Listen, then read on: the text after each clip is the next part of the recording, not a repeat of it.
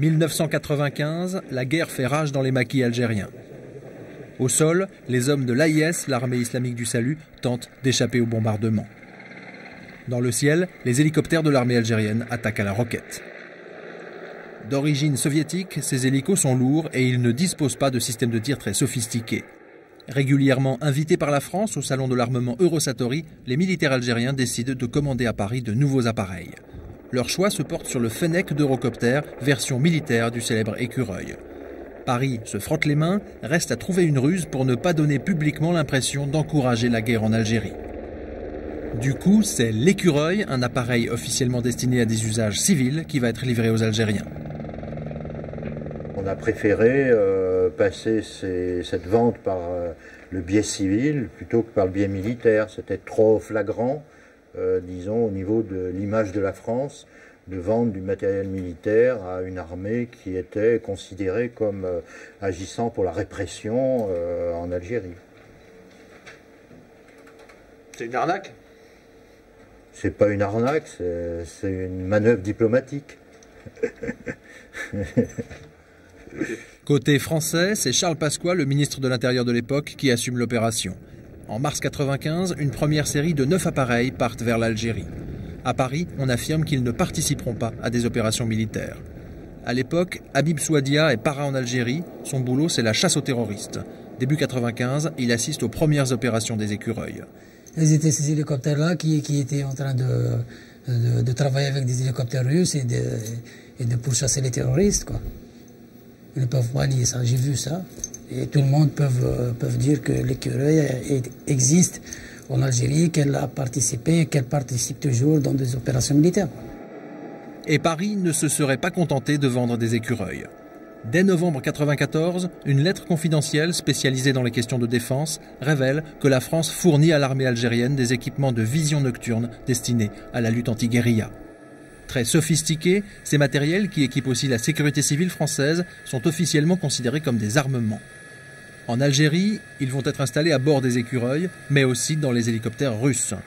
Leur rôle, améliorer l'efficacité des bombardements au napalm et des attaques à la roquette, comme ici en 1995 au-dessus de Blida. En 1998, un pilote d'hélico algérien décide de fuir son pays à bord de son appareil.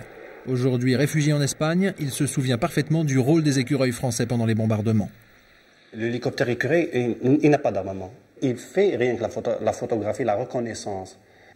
Il va filmer, il va zoomer. Et chaque fois, l'image elle est trop grande. Directement, elle est envoyée vers les hélicoptères qui portent l'armement. Alors le pilote, il peut bien voir ce qui se passe en bas. Tu m'entends? Il y a quelqu'un qui bouge, peut le voir. Depuis l'hélicoptère, il est envoyé directement vers le commandement des forces aériennes, vers Shrega, à travers des antennes que les Français ont installées, un petit peu au sud de Bouzaria. Et le général, il est dans son beau fauteuil, il peut voir, il peut être en direct avec l'opération. Des hélicoptères français, des systèmes de vidéosurveillance français, jusque dans les cockpits des hélicos russes, tout est français. Les chronomètres de la France, les Ray-Ban de la France, combinaison jusqu'au casque Guéno, même le grade brodé de la France. Je ne t'ai pas parlé par exemple de la formation des pilotes qui pilotaient les Écureuils. Ce sont des gens qui ont fait une formation en France. Ils ont acquis peut-être 20 heures, 25 heures, prendre la qualif de l'Écureuil et après retourner et voler sur ces appareils-là. En armant les généraux d'Alger, la France a enfreint le nouveau code de conduite européen sur les ventes d'armes adopté en 1998 par les ministres des Affaires étrangères des 15. La livraison de matériel militaire destiné au maintien de l'ordre intérieur constitue un engagement de la France dans le conflit interne algérien. La stabilité du pays destinataire est menacée par une telle livraison d'armes. L'affaire est d'autant plus grave que d'après nos témoins, les hélicos français auraient participé à des attaques contre des populations civiles. Même parfois, où il y arrive même des terroristes qui aillent s'abriter dans des villages et tout ça.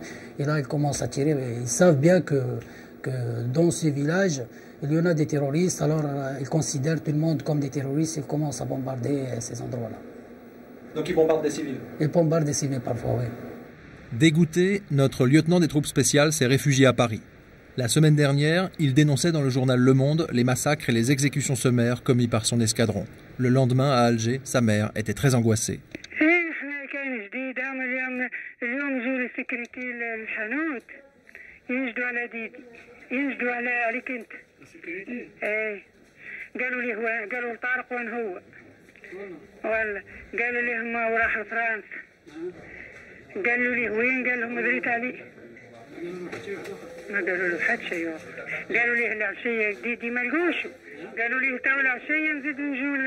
Depuis 1992, 10 000 personnes ont disparu en Algérie. La sécurité militaire qui menace la famille de Habib est sous l'autorité de Mohamed Lamari, le patron de l'armée algérienne. C'est avec ce même Mohamed Lamari que Paris négocie actuellement de nouveaux contrats d'armement. Dans la balance des intérêts commerciaux de la France, le soldat perdu Habib Souadia risque de ne pas peser très lourd.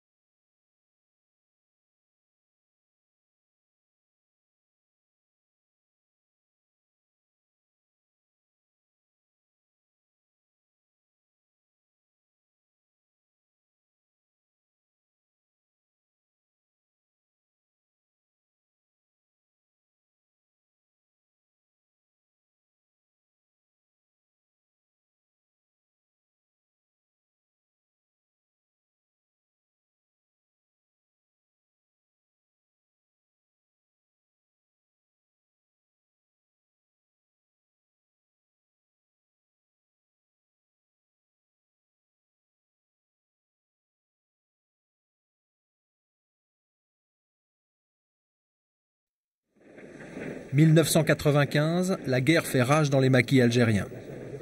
Au sol, les hommes de l'AIS, l'armée islamique du salut, tentent d'échapper au bombardement. Dans le ciel, les hélicoptères de l'armée algérienne attaquent à la roquette.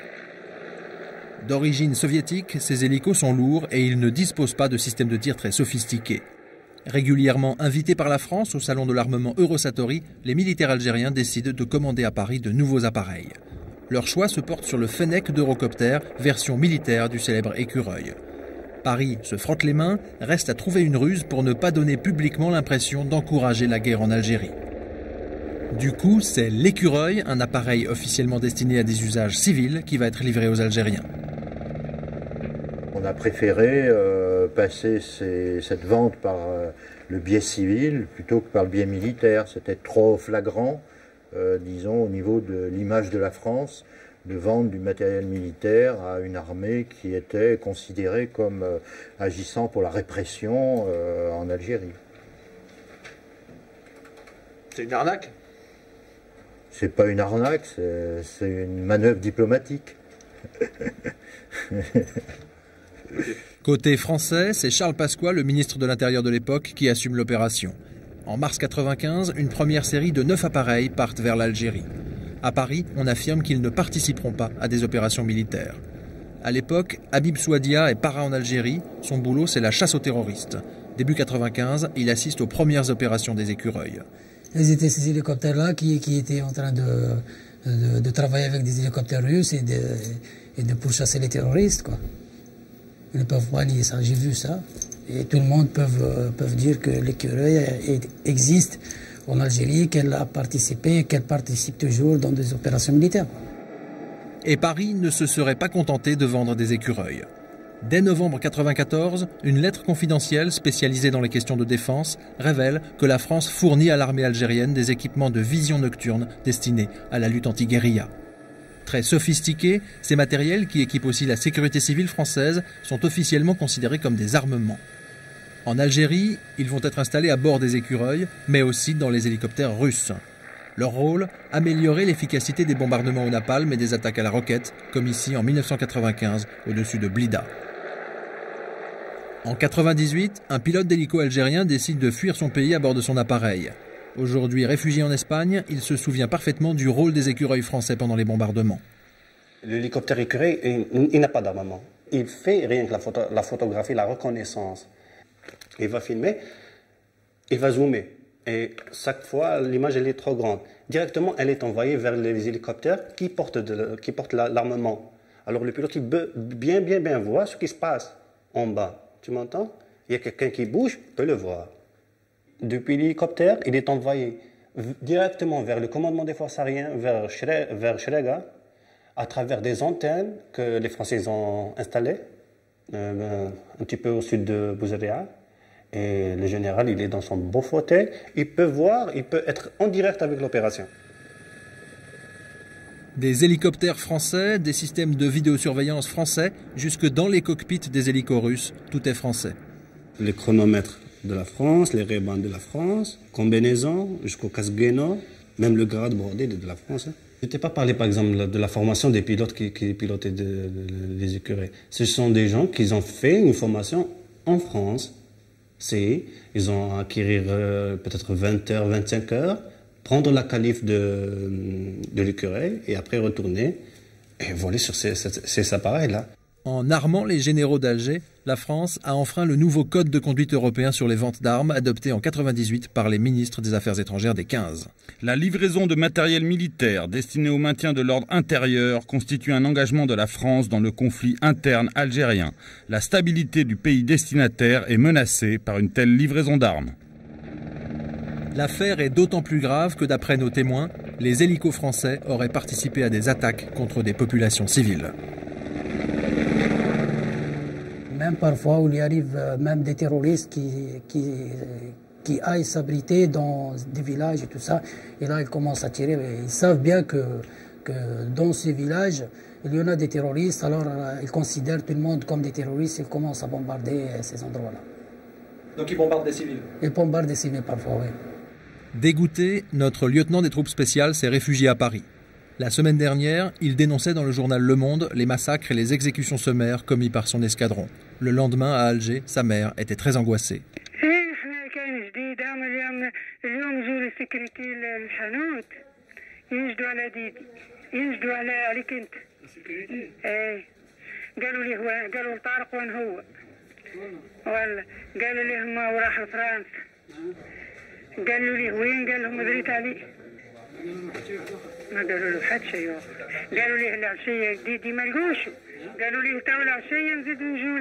Depuis 1992, 10 000 personnes ont disparu en Algérie.